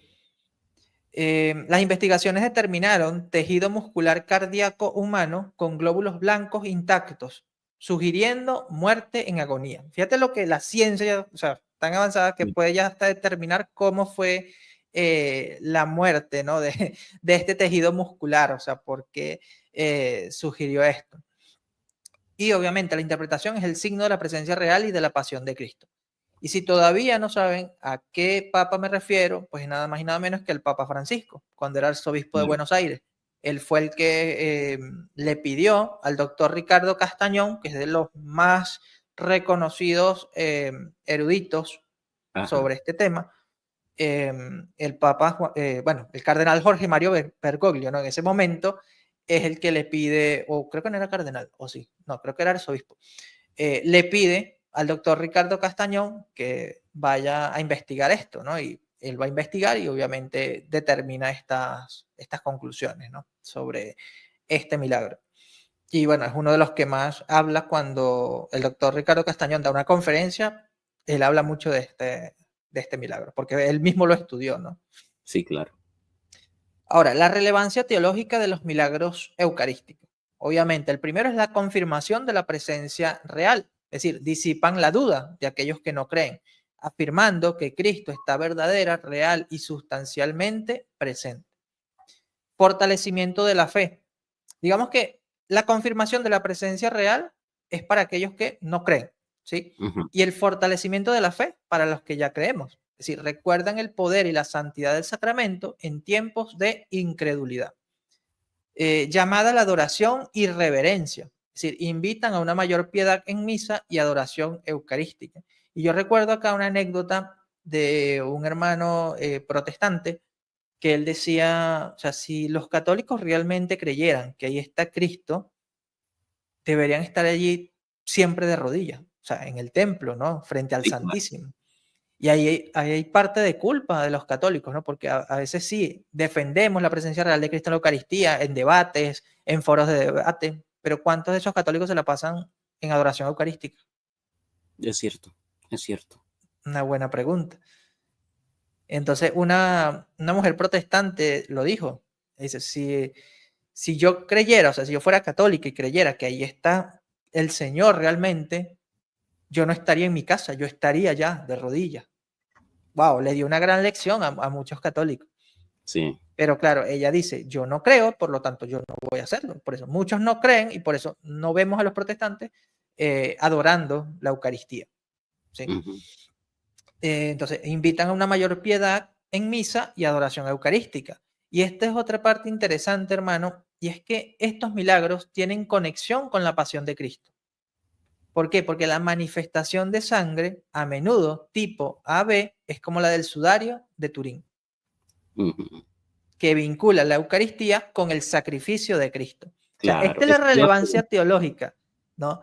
Por eso nosotros hablamos del sacrificio eucarístico. Y Claro. cuando Cristo quiere manifestarse literalmente, ¿no crees que soy yo allí presente? Bueno, voy a manifestarme literalmente. Y es el cuerpo y la sangre de Cristo literalmente. ¿Sí? El tipo de sangre que tiene el sudario. Entonces, aquí está la cuestión. O crees en el sudario o crees en el milagro eucarístico. Pero si crees en uno, te lleva a creer en el otro. Sí, exactamente. ¿Entiendes? Exactamente. Y obviamente en la evangelización es una herramienta poderosa para despertar la curiosidad y abrir corazones. Y a esto se ha dedicado mucho el doctor Ricardo Castañón, ¿no? A la evangelización por medio de los milagros eucarísticos. Hermano, eso es como, por ejemplo, los milagros eucarísticos es para los que no creen mediante una vía buena, bonita, ¿verdad? Como son los milagros eucarísticos. Ujú. O también el asunto que ya comentabas de la posesión demoníaca es también una forma para que los que no creen, crean, pero de una manera, pues, un poquito fea, ¿no? Sí, exacto, exactamente. De hecho, hay casos así, ¿no? De personas Sí, que por medio de las posesiones creyeron, sí, sí, porque creyeron que el mal existe, entonces Dios también existe, claro. ¿sí? Bueno, lo que te mencionaba hace rato, hermano, ¿cómo viven los santos la Eucaristía? Es decir, muchos santos vivieron la Eucaristía con una fe tan profunda en sus vidas, fueron un milagro eucarístico. Tenemos estos ejemplos. Santa Clara de Asís salió con el Santísimo Sacramento ante un ataque y los atacantes huyeron, mostrando el poder de la Eucaristía. Santa Teresa de Ávila tuvo visiones durante la Santa Misa. Y Teresa Neumann y Marthe Robin, son del siglo pasado, se alimentaron exclusivamente de la Eucaristía durante décadas. Un hecho médicamente inexplicable, que es el que te había Sí. mencionado. Pero hay otro caso también, y es uno, creo que conocido por muchos, y es cuando la mula, o el burro, no sé si qué animal era, se postra frente al Santísimo, ¿no? Que los protestantes hablaban contra la Eucaristía, y Ajá. cuando pasan con la Eucaristía en Corpus Christi, la mula se arrodilla. O sea, ¿En dónde fue eso? creyó, creyó más, creo que es con San Antonio de Padua. Ah, ok. Sí, vamos a ver si lo tengo acá. La verdad Dicen que es que Ricardo, interesante. que Ricardo Castañón era ateo. Sí, creo que se convirtió, fue a raíz de estas investigaciones, Ah, ok. a raíz de las investigaciones de los milagros eucarísticos. Ah, ok, sí. A ver, a ver si carga acá. Bueno, la imagen, está la imagen. A ver,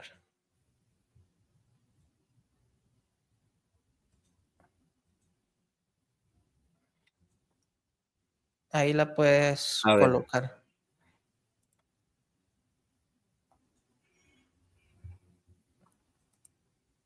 ahí. Ahí Sí, agrandé. sí, ahí está. Dice, vamos a leer rápidamente acá este artículo. Dice, San Antonio, el milagro de la mula que adoró el Santísimo Sacramento. Con la gracia de Dios, San Antonio de Padua demostró a través de una mula la presencia real de Jesús en la Eucaristía y muchos herejes se convirtieron. Predicaba San Antonio de Padua en Rimini, allí los herejes patarinos habían desfigurado el dogma de la presencia real, reduciendo la Eucaristía a una simple cena conmemorativa. Claro. Antonio en su predicación ilustró plenamente la realidad de la presencia de Jesús en la hostia santa, mas los jefes de la herejía no aceptaban las razones del santo e intentaban rebatir sus argumentos. Entre ellos Bombillo, que era el principal y se hacía el sabiondo, le dijo, menos palabras, si quieres que yo crea en ese misterio, has de hacer el siguiente milagro. Yo tengo una mula, la tendré sin comer por 3 días continuos pasados, los cuales nos presentaremos juntos ante ella. Yo con él pienso y tú con tu sacramento. Si la mula, sin cuidarse del pienso, se arrodilla y adora ese tu pan, entonces lo adoraré yo. y la mula lo que hizo fue eso. Cuando San Antonio sale con la hostia, la mula se arrodilla y el hereje tenía que cumplir, ¿no? Porque Claro, ahí estaba el milagro. híjole. Iba a hacer una comparación entre la mula y los protestantes sobre ese tema, pero mejor no. Yo la hice hace tiempo. A veces. Yo la hice hace tiempo.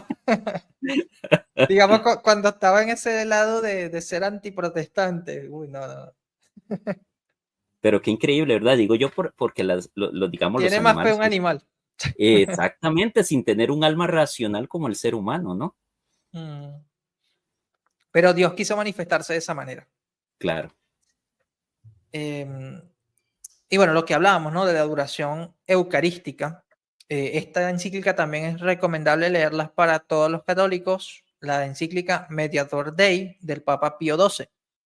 Y aquí nos recuerda lo siguiente el Papa. Dice, los sagrados concilios enseñan que por tradición la Iglesia, desde sus comienzos, venera con una sola adoración al Verbo de Dios encarnado y a su propia carne. Y San Agustín afirma, nadie coma aquella carne sin antes adorarla, añadiendo que no solo no pecamos adorándola, sino que pecamos no adorándola. ¿Sí? Claro, Sí, si nosotros tenemos la oportunidad de adorar la Eucaristía y no lo hacemos, prácticamente es un pecado de omisión. claro. ¿Sí? Y es que si estamos frente a Cristo, ¿cómo no lo vamos a adorar? O sea, es algo como que absurdo, ¿no? Hay que creer. O sea, para tú adorar tienes que creer nuevamente. Exactamente. Dice acá también, de estos principios doctrinales nació el culto eucarístico de adoración, el cual poco a poco fue creciendo como cosa distinta del sacrificio. Es decir, no es solamente celebrar el sacrificio eucarístico de la misa, sino que también hay que adorar la Eucaristía. Por eso es que la iglesia tiene esta práctica de adoración eucarística. En cambio, los protestantes que dicen tener Eucaristía, que dicen creer en la presencia real, ellos no Claro, tienen sagrario. claro. ¿Entiendes? Ellos no tienen dónde adorar luego a Cristo, porque para ellos está solamente en el momento del sacrificio eucarístico, ya después de allí no está. Y te lo digo porque Ni así me lo- lo explicó un luterano. a eso te lo iba, se me adelantó, hermano. Te iba a preguntar ni los luteranos o los anglicanos. No, ellos no adoran en sí. Y claro, y esto es más algo occidental, por si me llegan a preguntar, y los ortodoxos.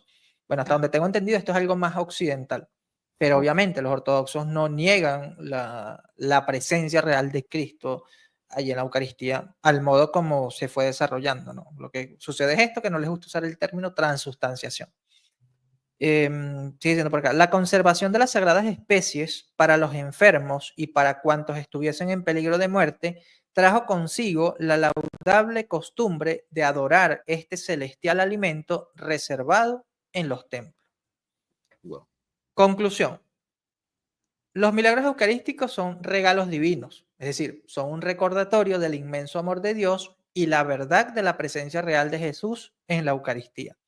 El propósito, no reemplazan la fe, sino que la fortalecen y nos despiertan a la grandeza de este don.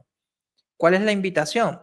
Pues nos impulsan a una profunda adoración, mayor piedad y a compartir esta verdad con el mundo. Y a que nos exhortan a amar y venerar cada vez más el Santísimo Sacramento. Fíjate que acá se usa el término venerar. Por eso es que Mm, cuando nosotros usamos el término venerar depende del contexto. Porque claro, venerar también se puede usar para Dios. A veces las personas dicen, no, adoramos a Dios y veneramos a los santos. No, los claro. términos se pueden usar de forma intercambiable, pero depende el contexto. Contexto. Ok, Y bueno, hermanos, eso es lo que traje para compartir con ustedes acá en este seminario. Espero que de verdad les haya gustado, hayan está aprendido, muy se bueno. haya acrecentado más la fe en la presencia real de Cristo en la Eucaristía. Y no sé si hay preguntas, aunque creo que respondimos varias ya en medio del Sí, programa. no, muchas gracias, hermano. Te quedó genial como todas las presentaciones tuyas. Pero aquí hay una pregunta muy bonita, me gustó mucho. ¿Existen milagros eucarísticos en la Iglesia Ortodoxa? Hasta donde yo sé, no he investigado esa parte. Es decir, me dediqué solamente a la parte católica porque es algo más netamente de Occidente, o sea, más netamente de nosotros. Puede que sí, así como hay apariciones de la Virgen, ¿no? Hay apariciones también en las iglesias ortodoxas, puede ser que existan milagros eucarísticos. Habría que profundizarlo más. Pero bueno, esa es la invitación que les hago, ¿no? Profundicen más sobre este tema si los va a llevar a acrecentar más la fe en Jesucristo Eucaristía. Ok. Hermano, si alguno tiene una pregunta, pues déjala en el chat ya, porque ya estamos terminando, ya estamos por cerrar el envío. Y bueno, déjame ver, hermano, si yo tengo una pregunta. Mm, hermano, digamos, yo sé que es difícil saberlo porque es un tema histórico y pues, ¿cuál es el milagro eucarístico más antiguo que se tenga registrado? Hasta donde tengo entendido es el del anciano Italia. El del monje. Exacto, el del Ah, ok. anciano. Ujú. Hasta donde tengo entendido. Puede ser que en la patrística se mencionen algunos casos, pero no están muy documentados. Es decir, es como que solamente lo mencionó un padre de la iglesia. Es algo similar a lo que pasa con las apariciones marianas. Por lo Ajá. menos los padres de la iglesia hablan de las apariciones marianas. Por lo menos se habla de la aparición de la Virgen del Pilar, sí, en Ok. España, que se dice que es la más antigua. Pero esto no podemos afirmarlo del todo porque la tradición es muy posterior. ¿Entiendes? Entonces no hay cómo documentarlo. O sea, el que está más documentado es el del anciano. De hecho, cuando uno va a la catedral allá en el anciano, está una inscripción que cuenta toda la historia, cómo Ajá. sucedió ese milagro. Ah, ok. Nos pregunta Cecilia, ¿por qué los evangélicos dicen que la cena del Señor no es presencia real porque es igual al pan del maná? Porque es igual al pan del maná, Mm, dice. eh, a ver, aquí nuevamente, no es, aquí la cuestión es la fe. ¿Sí? O sea, el protestante como tal no tiene fe en la presencia real de Cristo en la Eucaristía, por eso para ellos es simplemente una representación lo que se hace allí en la cena, ¿no? En la cena del Señor, que Claro. ellos llaman. Y aún así, ellos hablan de una presencia espiritual, pero ellos entienden presencia espiritual contrario a presencia real y sustancial. Ajá. Pero aquí es donde yo les invito a leer a los padres de la iglesia, porque los padres de la iglesia dejaban muy claro que lo que era pan deja de ser pan, Ok. ¿entiendes? Entonces, a menos que creamos que pasaban milagros eucarísticos como los que hemos tratado, que ya eso sería otra cosa, ¿no? hay que creer que lo que se da allí es una transubstanciación. ¿Sí? Ujú. Y la cuestión con la comparación con el pan de maná, más que todo porque Jesucristo quiso hacer esa comparación, ¿no? Que en el Antiguo Testamento Dios les dio el maná, ¿verdad? Del cielo, pero ahora es el mismo Cristo que ha venido, el mismo Hijo del Padre que ha venido a entregarse. Por eso es que nosotros no creemos que es simplemente otro alimento que Dios nos da, sino que es el mismo Cristo que se hace alimento para nosotros. Igual cuando él usa la expresión de que él es como el río, ¿no? De agua viva, ¿verdad? Que nosotros necesitamos que quien beba de él jamás tendrá sed, pues en ese sentido. Sí, porque cuando nosotros comulgamos a Cristo, ahí estamos recibiendo el pan de vida eterna. ¿Sí? Claro, claro. Y hermano, ¿qué me dices? ¿Es aceptado por la iglesia este último milagro eucarístico que pasó en la India? Es que lo cito porque Alexandra me acordó. No tengo información de ese, la verdad. Tendría que revisar. Pero la iglesia es muy prudente. La iglesia es muy prudente en estos casos.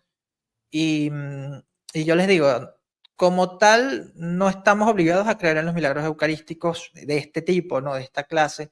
Ya con el hecho de estar en la misa, ya ahí presenciamos un milagro, que es la transustanciación. Sí, Así que claro, no hay que complicarse tanto en esto. Por eso la iglesia no se complica ni en demostrar las apariciones marianas, ni en demostrar los milagros eucarísticos. Por eso la iglesia da libertad. Eso es lo que yo le digo a los ateos. La iglesia permite que todos estudien los milagros. La iglesia claro, no se cierra, ¿sí? claro. Y algunos lo van a hacer con buenas intenciones y otros con malas intenciones, ¿sí? Ok. Nos pregunta Marta, hermano Richbell, Uh -huh. ¿tienes datos de milagros eucarísticos en México? Acá en el libro me parece que sí leí, yo creo. Vamos a hacerlo más rápido acá. Ok. Mientras tanto, muchas gracias a la hermana Marlene por la ayuda. Que Dios la bendiga. Igual al hermano Marco Sica también, muchas gracias. Que Dios te bendiga. Bueno, se asocia al de la Virgen de Guadalupe, pero como tal no aparecen más datos. Ok. En este libro, ¿no? Puede ser porque a veces pasan también cuestiones locales, que son Sí, aprobaciones locales por el obispo, sí. no son universales, sino locales, entonces puede ser sobre ello. Ok. Bien. Otra pregunta por aquí. La vi. Bueno, mientras busco la otra pregunta, yo voy a hacer la última mía. ¿Son lícitas las peregrinaciones a estos lugares donde hay milagros eucarísticos? Si los obispos las permiten, sí. Ok, Si los obispos las permiten, sí. Porque recordemos que los obispos tienen a su cargo las diócesis o arquidiócesis. Y en claro. este caso ellos son los que van a determinar si es lícita o es lícito, perdón, ese culto allí, porque obviamente lo que se va a dar es un culto allí o no. Entonces, lo mejor es informarse, no simplemente dejarse llevar por el turismo, que, bueno, a veces Sí, hay personas que, mira, aquí sucedió esto, aquí se es apareció la cierto. Virgen en esta pared, y cuando la iglesia, no, o sea, cuando el obispo ya se pronunció y dice que no, o sea, uno como católico, uno tiene que estar al tanto de lo que la iglesia se ha pronunciado. Y si no se ha pronunciado, o sea, yo digo que ya es cuestión de la persona. Es decir, Ujú. si esa aparición o ese milagro a usted le ayuda a crecer más en la fe, a estar más conectado con Dios, con la iglesia, perfecto, recíbalo. Pero si lo que hace es alejarla, y eso es lo que hace una devoción falsa, ¿no? Alejarte de Dios, alejarte de la iglesia. Por eso uno tiene que estar presente. Pero tenemos mayor seguridad si la iglesia lo ha aprobado. Sí, claro. Yo prefiero como que no, o sea, si la iglesia no se ha pronunciado, mejor no. Mejor como que, y yo soy Ok, muy escéptico en ese punto, como les digo. listo. Hermano, otra pregunta. Bueno, estaba. Dice María del Carmen, esa explicación que das sobre que el pan deja de ser pan en los padres de la iglesia, ¿dónde se encuentra? Bueno, en mi canal tengo unos programas sobre la Eucaristía. Vamos a ver si consigo acá rápidamente uno de esos materiales. Ok, Muy bien. aquí lo tengo. Y vamos a confirmar también lo de Leoncio. Ajá. A ver. Oh. Bueno, mientras voy a... Leoncio de Jerusalén. Perdón, estaba bien perdido. No era de Bizancio ni de Chipre. Leoncio de Jerusalén fue Rigo, ¿De qué quien siglo es él? usó el término transustanciación, siglo sexto. Ah, bueno, 500 y cacho. Sí, por ahí. Y como, bueno, eso sí recordaba que fue en referencia al milagro de la boda de Cana. Y bueno, posteriormente el término se fue desarrollando, ¿no? Hasta el futuro Papa Alejandro III, que se llamaba Rolando de Bandinelli. Él es el primero que usa el término transustanciación en el sentido ya que nosotros lo conocemos. Ahora, Claro. buscando eso que estamos hablando, aquí está. No sé si lo colocas en pantalla Ah, porque lo vi a la hermana, ok. Ahí está. San Justino Mártir. Dice, porque no como pan común ni bebida común los recibimos, pero puesto que Jesucristo, nuestro Salvador, se encarnó por la palabra de Dios y tuvo carne y sangre para nuestra salvación, así también como se nos ha enseñado el alimento que se ha convertido, fíjate cómo ya usa el término, en Sí, la conver- Eucaristía por la oración eucarística establecida por Él y por el cambio del que se nutre nuestra sangre y nuestra carne.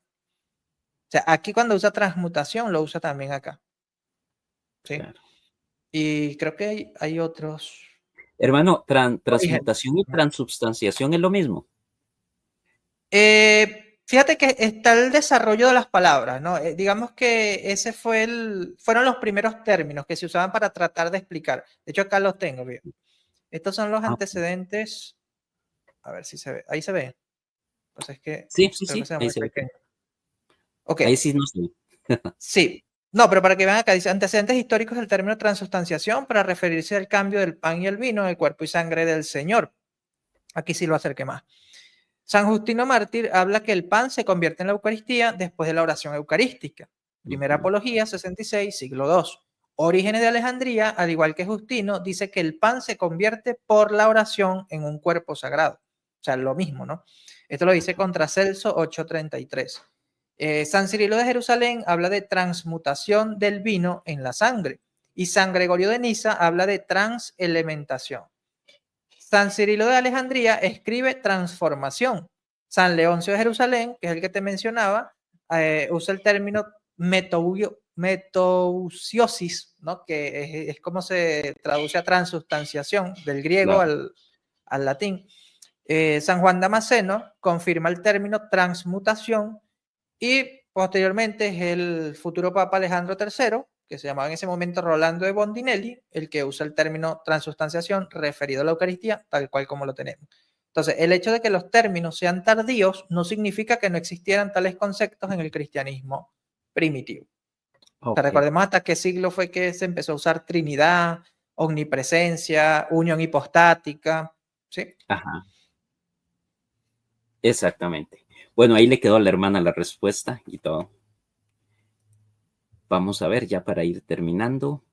A ver si hay otra. Creo que no, hermano. Creo que ya eso sería todo, ¿no? Sí, esas diapositivas creo que las usé en un programa con Mónico en su Ah, ok. canal, pero no sé si es el canal viejo o el nuevo. Pero en mi canal también está. Lo buscan como transustanciación o Eucaristía y Ah, bueno. aparece. Listo. Cecilia nos pregunta, ¿qué pasaje bíblico o argumento sería el más claro sobre la Eucaristía para enseñarle a un protestante? Bueno, es que depende, o sea, depende del protestante si está abierto, porque aquí la cuestión es que todos los textos pueden ser válidos para enseñar la Eucaristía, es decir, los textos que se usan como Juan 6, eh, Lucas 22, ¿no? Sin embargo, acá yo hice una exégesis del texto de Juan 6, donde deja muy claro, ¿no? Lo que Jesucristo nos pide y es comer, masticar, roer su carne. Ujú, claro. ¿Entiendes? Yo creo que en Juan 6 está la clave. O sea, de Juan 6 del 51 al 55. O sea, Jesucristo hace énfasis en que debemos comer su carne, ¿sí? Comer su carne. Y esto los apóstoles lo tendrían presente al momento de la última cena, cuando Jesucristo dice, esto es mi cuerpo. Ah, entonces en ese momento es como que entienden a esto es lo que se refería Claro. el Señor, ¿no? Cuando en Juan 6, obviamente yo no voy a decir en Juan 6, pero en ese momento, ¿no? Cuando les dijo que tienen que comer su cuerpo, pero o sea, lo llamativo es esto, porque Jesucristo primero dice comer en un sentido normal, ¿sí? De comer, pero luego les dice tienen que roer, tienen que masticar. O sea, el griego hace como que más énfasis en que sí, tienen que morder, masticar la carne. Por eso es que se sorprenden muchos judíos y se van, porque el lenguaje que está hablando Jesús es un lenguaje real, o sea, es un lenguaje fuerte que no cualquiera iba a entender. Yo creo que depende, o sea, cuál sea el problema del protestante al momento de querer entender la Eucaristía y uno ve cómo se lo explica. Sí. ¿Sí? Sobre todo con Juan 6, uno hace énfasis en esta realidad que Cristo quería que comiéramos su carne. Ok. Vamos por la última ya pregunta, hermano, ya para irnos. Es de Jenny. Dice, ¿cómo explicar la diferencia entre la presencia de Jesús Eucaristía y Jesús en los hermanos? Referente al pasaje, tuve hambre, me dieron de comer. Los protes dicen que nos contradecimos. A ver, es que la presencia de Jesús en la Eucaristía, como tal, se relaciona entre Juan 6 y la última cena.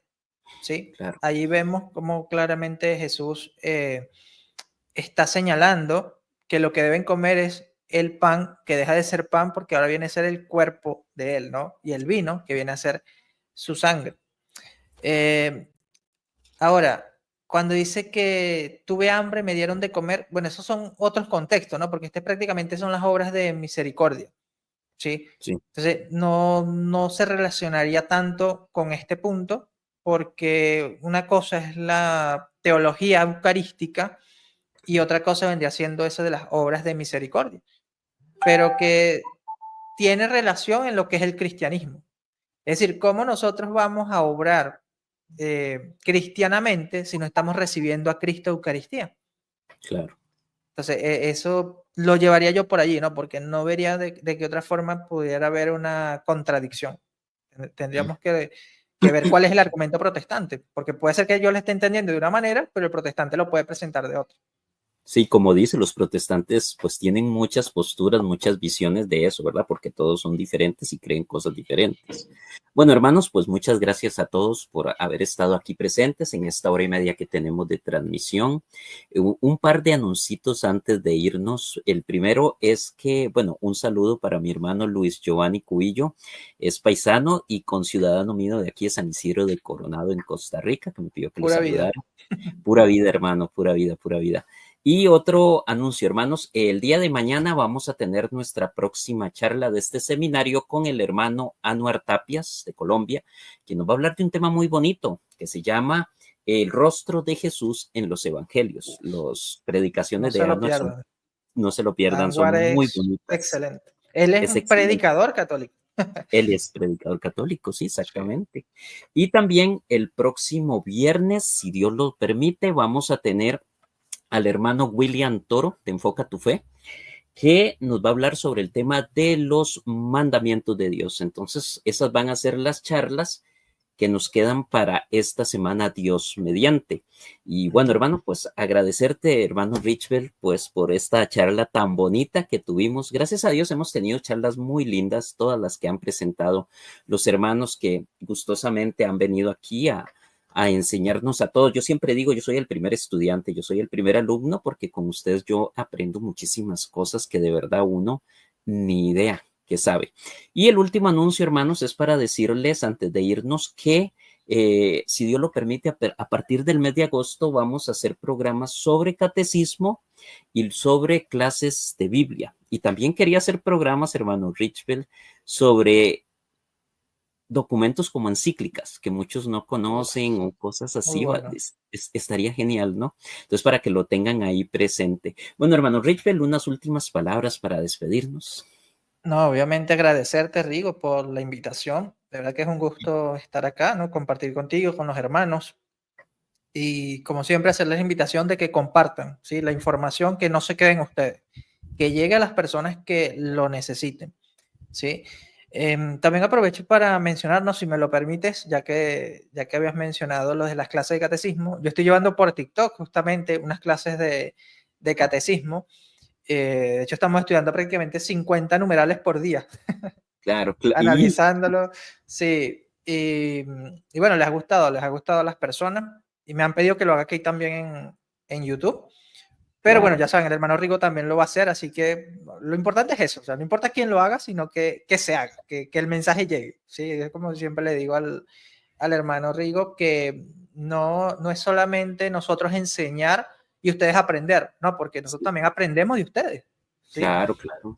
Complementamos la información. Por ejemplo, ahí alguien mencionó que si hay un milagro en México, pues yo no lo sabía, ahora lo sé. Gracias al hermano que comentó allí lo del milagro eucarístico en México. Por eso es importante que siempre participen desde el chat, no solamente Sí, sea un monólogo acá, aunque bueno, estamos Rigo y yo conversando, pero que no se quede solamente en que nosotros vamos a hablar y ustedes allí sin hacer nada, no, o sea, comenten, participen, si tienen preguntas, no se queden con las dudas. No tenemos todas las respuestas, pero tratamos ahí de claro, ayudar en lo que se pueda. Así que así es. bueno, Río, gracias y a los hermanos, gracias también por haber estado aquí y que sigan adelante con este seminario que ha estado muy bueno, muy interesante y no se pierdan las próximas clases. Así es, hermano. Muchísimas gracias. Que Dios te bendiga, que Dios bendiga a tu familia y esperamos Amén. pronto tenerte por acá, por Costa Rica, hermano, aunque sea Uf, un Dios tiempo, primero. sería bueno tenerte, porque vieras que en agosto, si Dios lo permite, va a venir Dante otra vez. Entonces, híjole, va a estar genial, hermano. Qué bien. También gracias a todas las personas que han estado conectadas en el chat. Que Dios me los bendiga, que Dios me los cuide. Recuerden dejar su like y compartir, como dijo el hermano Richbel, este programa. Van a quedar grabados, todos los programas quedan grabados aquí en mi canal, pues para que ustedes lo vean las veces que ustedes quieran, pero compartan información. La idea es que llegue a muchas personas, católicas o no católicas. De eso se Exacto. trata este seminario.